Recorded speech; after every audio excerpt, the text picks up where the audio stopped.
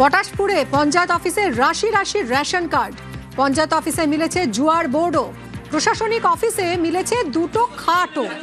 পালা বদলের পর থেকেই বন্ধ ছিল এই পঞ্চায়েত অফিস, আর শেষমেশ পঞ্চায়েত অফিস খুলতেই চোখ কপালে ওঠার জোগাড়। পঞ্চায়েত প্রধানের ঘরে রেশন কার্ড, জুয়ার বোর্ড, খাট।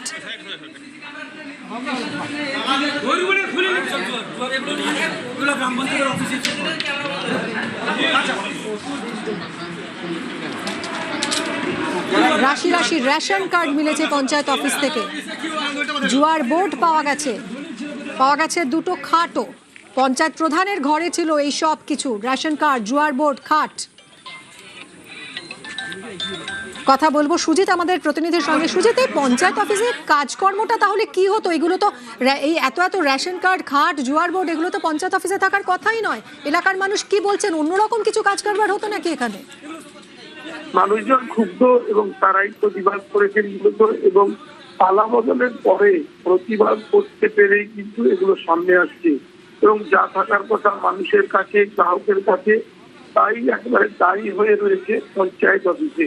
কেন থাকলো, কিভাবে থাকলো তা নিয়ে তদন্ত হোক চাইছেন মানুষ।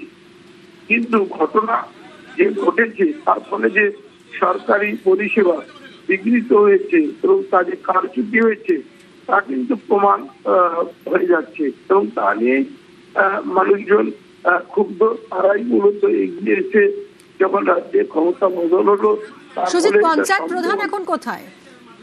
পঞ্চায়েত প্রধানরা মূলত যারা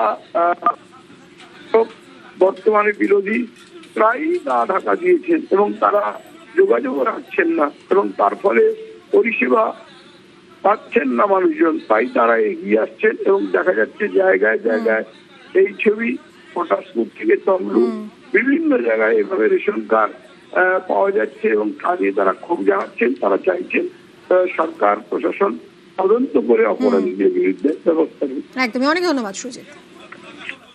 বিজেপি কি বলছে এই নিয়ে, শোনা যাক।